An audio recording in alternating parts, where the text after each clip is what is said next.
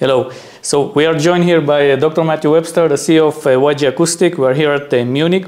So recently I've upgraded my speakers from the Carmel 2 to the Vantage 3. Yes. And I wanted to use this opportunity to talk to you a little bit about the Vantage 3. Of course. So the Reference 3 series has been out a couple of years. Yes. Could you do a quick reminder of what are the main differences between the Reference 2 and the Reference 3? I started designing speakers with YG 5 years ago. We use a huge amount of simulation and measurement. We spent a long time understanding how humans perceive music and where the sort of magic of realism comes from in terms of the engineering and scientific characteristics that make you get goosebumps, believe that you're there. We built so much of that into the Peaks range. The Peaks range demonstrated a whole bunch of new technologies and capabilities. Reference 3 was a chance to take what we'd learned there and a lot more and put it into the reference range.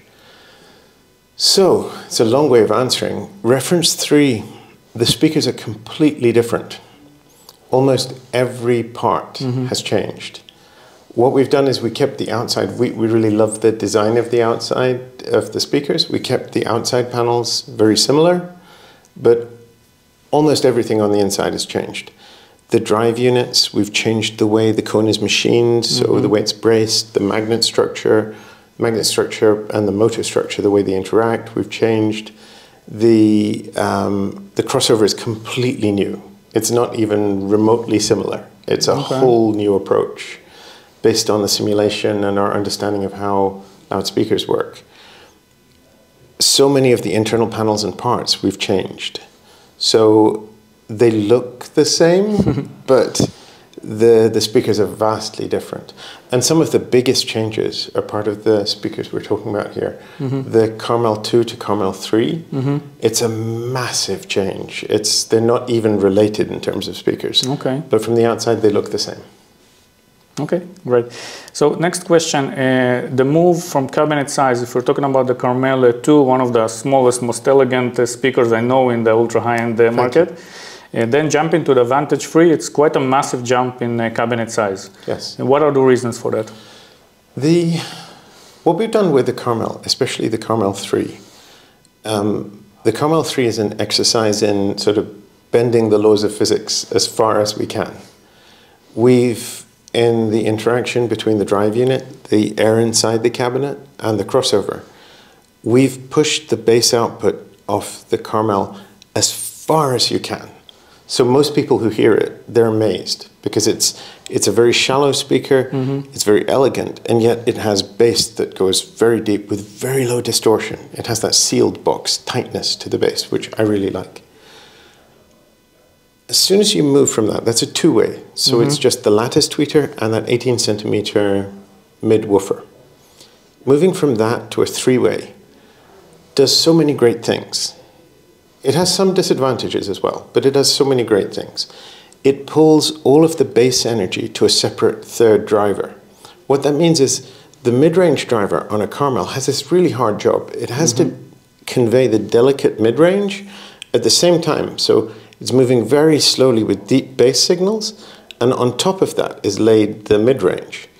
Any difference in the performance of the speaker from center position to being at furthermost forward or rear influences the way those mid-range higher frequencies come out. In the case of the Vantage, all of that goes to another driver. So that mid-range driver can just concentrate on the mid-range, which is where it's doing so well. When we did that, as soon as you go three-way, you actually want to use that bass driver to its full capability. So we give it quite a large cabinet volume to take that bass really deep. So it was a decision in the design of the Vantage that we would actually make it a much bigger speaker. And that gives you much more bass extension and makes the job of the crossover and the drive unit so much easier. So it's very low distortion bass to a much lower frequency. Okay, that's great, thank you. So speaking about the cabinet of the Vantage 3, can you explain a little bit what's inside? Are there separations between the top end and the bottom end inside the cabinet? The Vantage is an unusual speaker because it was designed Back in, I think it was 2021, we introduced the Vantage Live, and that's in collaboration with Belcanto. We've made a fully active speaker, which has a DSP crossover and these amazing 700 watt amplifier modules, one per drive unit, in a tray that slips in the bottom. We designed the Vantage from the beginning, thinking that we wanted a live version as well as a passive version. So it's unusual. It has this space at the bottom for the live tray. Then it has the bass cabinet on top. And then the top part, the mid and tweeter, is actually shared. It's identical between a Vantage and a Haley. Oh, okay. So the top unit is one complete cabinet that then attaches to the bottom unit, which contains the bass, air volume, and the tray. I see. So it's kind of like two parts, but they're assembled together. Yes. Okay. Great. So one of the things I really like about YG is the fact that the reference series has so many models, and you get like the most of the technologies in all of them. So what would you say are the main differences between the Vantage and the Haley that is another step up?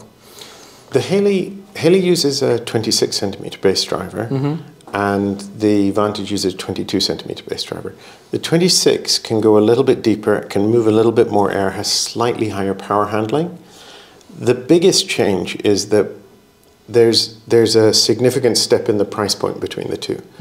We have more budget that we can allocate to making that bottom cabinet even bigger, even more heavily braced, and the crossover in the Haley benefits from having additional budget available for even more exotic components and to push the design that little bit further. The top unit is identical, so the mid and treble is exactly the same between the two of them. Everything that changes between the two of them is in the bass area. The Vantage I really love as a speaker, but every time I hear the Vantage and then I hear the Haley, there's such a noticeable step. It just goes, the bass is a little bit deeper, a little bit faster, has more of an ability to fill the room. But I mean, so I still have something to aspire. Yes, I'm sorry. Given how much more expensive it is, it should be better. So, and it is. Okay, great. So my final question is to use this opportunity to ask you a little bit about speaker placement. What would you recommend for placing the Vantage? It's a tough thing. If I've done my job right, you shouldn't have to worry about it. We try very hard. YG's design philosophy, which I say to everyone, if we make a loudspeaker that you have to design a room around to make it sound good, we failed. If there's a speaker that you have to place just so to make it perfect, we failed. If there's a speaker where you have to put your head just here and then it's perfect, and you do that and it's not perfect anymore, we failed. What we try to do is we make our drive units as close to a point source as we can. So that tweeter and mid-range unit, they will be within a few degrees of phase. They'll be moving perfectly in synchronization over 4 octaves, which means for your ear, they're just a point source. What that means is the interactions with the room are much more natural, because reflections then sound like the reflection of a real musician. If you had a real person playing a violin in your room, it just sounds like a violin. It doesn't matter that it's reflecting off the walls. So we do everything we can to make it easy for you to place it. It's a sealed box, which means there's no secondary port output to be thinking about.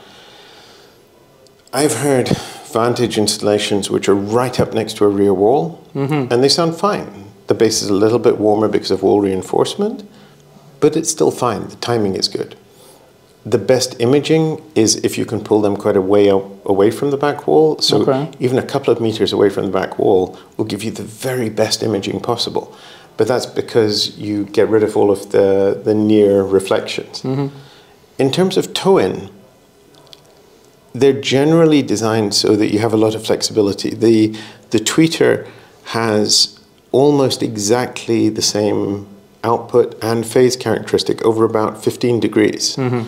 So with a significant deviation, you should hear almost no difference. There are always interactions with the room, so it's a personal thing. As you twist it round, you'll be changing how much of the tweeter signal beams out and beams in. So it's something to play with personally. I always start off with the idea of an equilateral triangle. Okay. And then I point the speakers as a first guess, halfway between being straight on and pointing directly at the listener. Okay. And that's a good starting point. But the best, it's all about the room, it's all about your ears. And I wish I could come up with a nice universal way of doing it, but listening is the best way. Okay. It was a real privilege for me to ask you those questions. Oh. And thank you. Thank you so much for your time. Thank you for coming to talk.